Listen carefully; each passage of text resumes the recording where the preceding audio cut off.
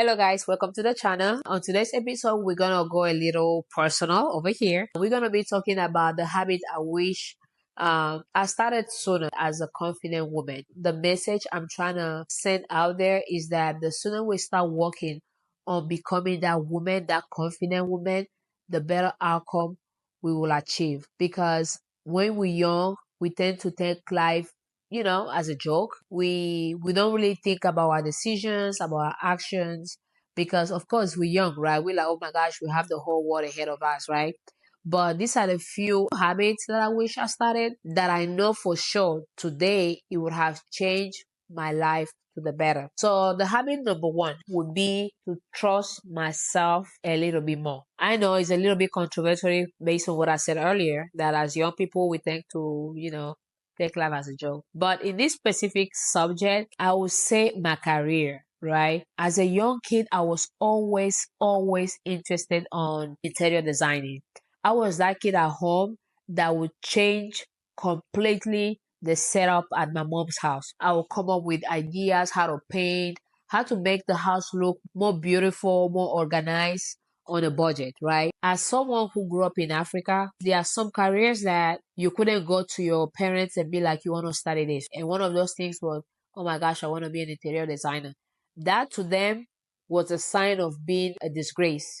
Literally, I'm not even joking. And you needed to be something like a lawyer, economist, an engineer. So those big titles, nobody would have paid my scholarship or my tuition to come to America to study interior designing. And it's actually very funny because growing up, my parents spent so much money, or I was raised by my big brother, right? I can't tell you how much money he spent bringing interior designers from abroad to come back home to decorate the houses, the businesses, and things like that. Like pay them big money to come and do those things. But meanwhile, me trying to be an interior designer was looked as a joke. Do you see how contradictory that can be, right? But that's the power of culture. Because of that, obviously, I didn't come here and study interior designing.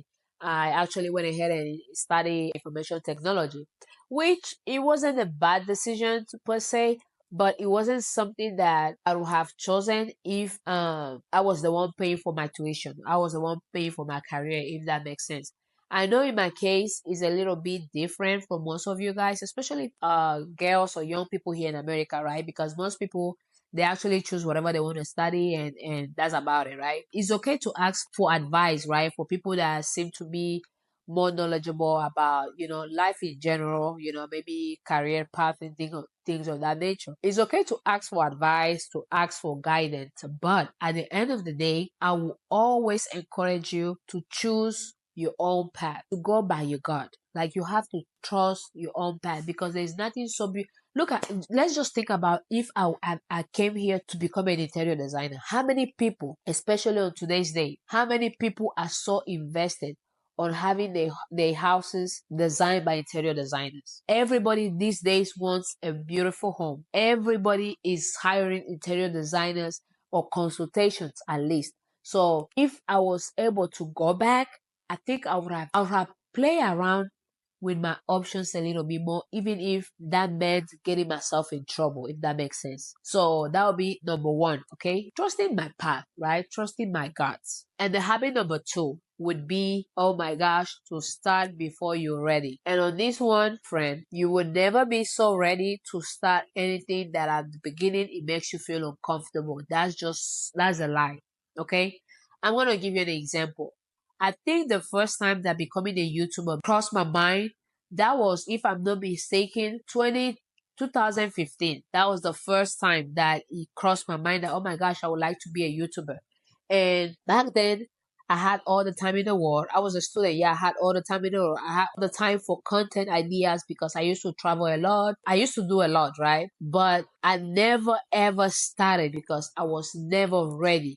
It was either shy because, oh my gosh, my English is not as good. Oh my gosh, I don't have the best accent ever. Probably people are going to make fun of me. Like, always feeling like I must be ready. On December 2024 is when I decided to finally start my YouTube channel. And I was like, you know what? Sometimes it's not sometimes. Well, yeah, I guess sometimes it's better to start messy, right? Than wait until you're perfect.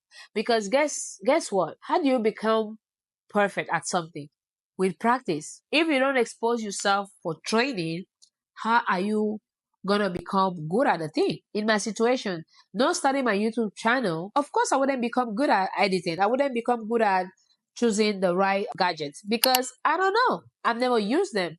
And I wish I started sooner. I wish I started messy. I wish I started when the idea actually came on to me. Like, okay, we like this, let's do it. So the habit of throwing yourself out there even when you don't feel ready, the sooner you start putting yourself in uncomfortable situations, the sooner you're gonna start getting comfortable at those situations. And you're gonna grow as a person, as a woman, right? And because sometimes I do feel like I feel behind, especially because there are a lot of YouTubers back then that I used to follow that they were like just starting. And when I look at them now, oh my gosh, they made it so big. And I'm here struggling with 20, what, 20, I don't know what. Last time I checked, I think I'm barely 23 or 24 followers. So I'm saying all this to say that starting messy is always better than waiting for the perfect moment. The perfect moment doesn't exist. That's an illusion and a lie that we keep telling ourselves to, um, an excuse we give ourselves so that we don't start, right? Another habit I wish I learned earlier is this. Not everybody needs access to you. Let me explain. As a young lady, and to be honest, because I'm trying to be as original as possible, I really didn't struggle much with this concept because since day one I've always been that person that it doesn't matter what people think of me. I will set my boundaries regardless of your opinions, regardless of your feelings, regardless of your reaction, pretty much. But I did date people I had no business dating, okay? And it wasn't because I was looking for acceptance, because I know a lot of you out there are doing most of these things because you're looking for acceptance. You are not good at being alone, right? At spending time with yourself. In my case, I was good. I was that person that I can be, the whole world can leave me alone and I'll be like, yes, yes, yes, let's do that, right? But I dated people I had no business dating just because, like, oh my gosh, right? Just because. And I wish I learned this habit early on that my body, my sense deserve to be sacred. Like growing up, most of my friends, honestly, they were good friends. Till today we still have a relationship. Maybe not as close as we used to, right? Because we live in different countries and everybody has their own life, right? But at least there are still people that I can call and chat with them and things of that nature. But if you can't take anything from this video, take this. Be selective with your time and be selective with who you allowed into your life, okay? We should always, always be selective of who we spend our time with because sometimes you end up having friends around you that are not really adding anything positive to your life. They're actually taking things away. You're going to have friends that if, let's say, you have like a good idea or you don't even want to date this guy, right? Because you're not interested, but they're like, oh my God, just try it. You see the way he looks at you. Oh my God, just try, and you end up doing something just because you had so much peer pressure, but you had the wrong pressure, the wrong peer, right? So I know when we're at that stage, we're young, we're 23, 25, and sometimes even 30, even 30 something, right? You'll be surprised. Women that they are still acting like kids, but okay, I digress. So if you're one of those people that you tend to keep people around you just because, or you're scared of their reaction, or you don't know how to be by yourself, let me tell you this. It's better for you to be by yourself than to have the wrong company around you because you're most likely gonna end up, you're probably gonna end up in bad situations by keeping bad companies with you. And I'm gonna give you a little trick. So here's this trick. We're gonna take a piece of paper. We're gonna write the names of all our friends. And on that same piece of paper, we're going to add two columns. One column will be for the good, the other column will be for the bad. So on the good part, we want to add how do we feel around them? How do they make us feel? What type of energy they bring out of us? And the next column, we're going to answer the same questions. How do I feel around them? How do I behave around them? What am I exposed to around them? We're going to add those things, right? Same amount of friends, two columns, and you add both Like let's say Vanessa, for instance. Vanessa makes me feel when I'm around her. Or she makes me feel good, she makes me feel positive. She always bring the good side of me. And on the bad, I'm gonna be like, but she talks a lot, to give you an example. So the next one I'm gonna be like, how about Alicia? So we're gonna be like, Alicia, she always talks bad about me, she always makes me feel bad, she always wanna bring me down. And on the good side, oh, she's funny, right? So you're gonna go through to the list, and you're gonna have to balance. Now, the next part is every friend. The first stage actually would be every friend that has more bad things listed than good.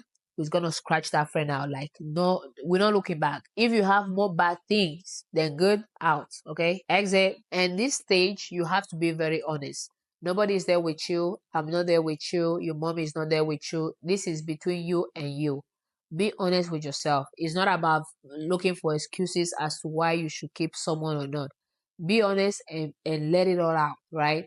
And after you eliminate the ones that have more bad than good, then we're going to the next stage, which will be the people, the friends that the goods and bads are kind of like even, right?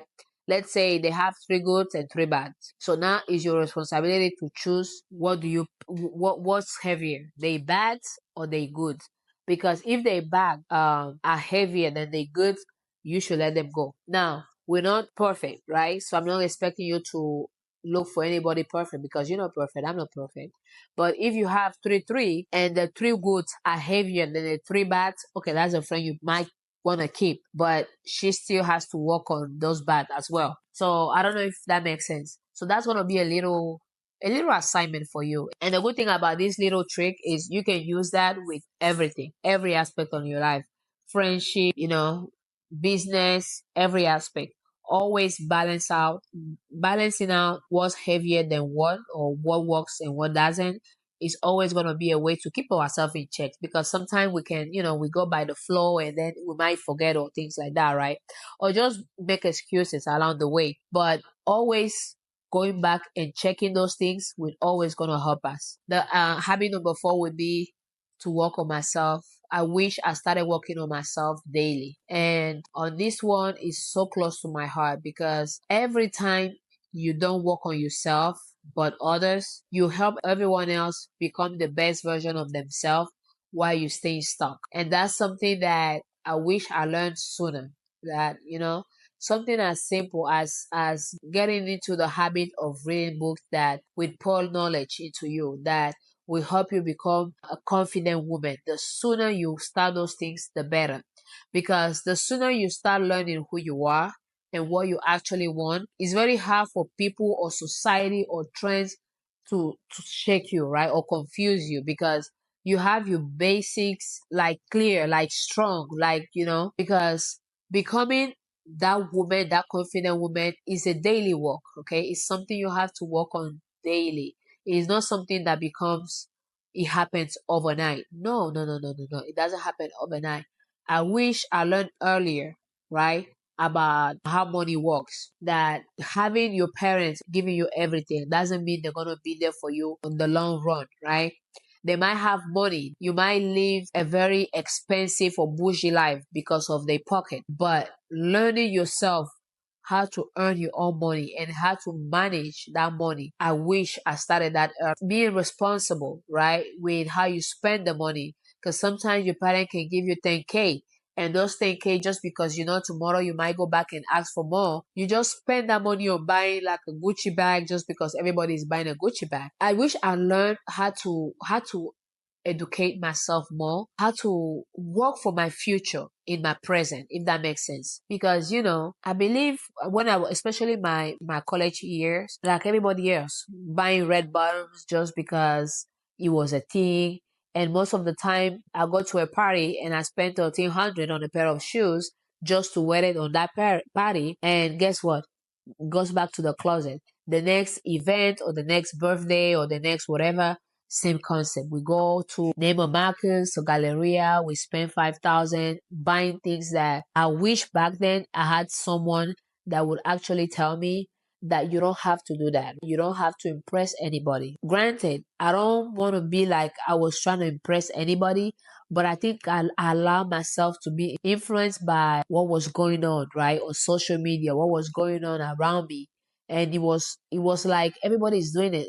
So why shouldn't I? So I wish on my earlier stages I had a better understanding on how to manage my money. I'm sure I would have been in a different situation today. Because the truth is, if you keep building that relationship with yourself, learning about yourself, educating yourself, you're gonna be so sure about yourself. And that's something that I wish I started earlier. And the fifth habit would be to have a relationship with yourself. Having a personal relationship with yourself. A lot of us, even on our adult life, we don't have a personal relationship with ourselves. Learning who you, talking to yourself is a very powerful thing to implement in your daily life. So finally, we got to habit number 5, and it's similar to the third one, but it's so important that I wanted to have it. I wanted to mention it separately, which is having a relationship with yourself is crucial. Okay, most of us don't have a personal relationship with ourselves. Even as adults, we do not have a personal relationship with ourselves, and it's one of those things that the sooner we tackle that, the better outcome again we're gonna have. Because when you have a relationship with yourself, you have a routine on checking up with yourself, right? Okay, what's going on in your mind? How you feeling? Putting yourself into situations that you probably shouldn't have done it. Going back and checking on those situations, checking on those things, and find out and realize that, okay, actually, you know what? I shouldn't have done that. Guess what's going to happen? You probably won't do it next time because you're going to be like, oh, last time we did that and we didn't like how we felt. So we're not going to do that again. That's the power of checking yourself regularly, having a relationship with yourself. Just think about it as having a relationship with a friend. You do something to keep that friendship. You probably talk over the phone. You probably encourage each one or support each one when it's needed. You probably have dates with that friend regularly, right? Because you can't call your friend a bestie if 4, 5, 6 months go by and without checking up on you guys. You don't know what she's going through, if she's been sick, if her family member has died, things of that nature, right? What happens to that friendship? It needs to be checked regularly on a not daily basis because people are busy, but that's a friendship that you need to do something to keep that friendship alive. Same concept with our lives. We need to do something to build a better relationship with ourselves. I don't want to, I know sometimes it can sound selfish to be like, oh, I just want to have a relationship with myself. But actually, it's not selfish. I'm a stronger believer that you cannot help someone else if you don't help yourself first. Okay. And a good relationship with yourself tackles everything. How much do you sleep? How much do you take care of you? How much time do you spend with your thoughts?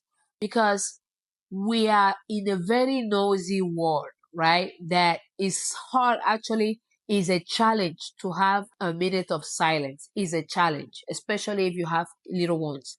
But having those moments for you is everything because otherwise you're not living, you're just surviving, right? I'm saying all this to say that your life matters. You need to take care of yourself. It's a very important thing to do. And I wish I started sooner, but I'm glad I've started already. So don't be like me and start earlier. Okay, the earlier the better. Because the more you start learning about yourself, guess what? You're gonna know what you want, what you don't want. It's gonna be easier for you to decide who you have to marry or not, what job you want, or to decide what type of friends you want to keep with you or not. So I can keep going on and on. Having a relationship with yourself is the foundation of a better you. And remember, these habits, they won't come overnight. You have to put on the work, okay? You have to build up this habit. And it's possible, friend. It's possible as long as you're intentional. Intentional is all we want. And well, guys, that's all we have for today. And if any of these resonated with you, please also I will encourage you to subscribe to the channel. Leave me a comment, share it with a friend that might need it, or a sister, family member that might need it. And I hope to see you on my next one. Bye bye.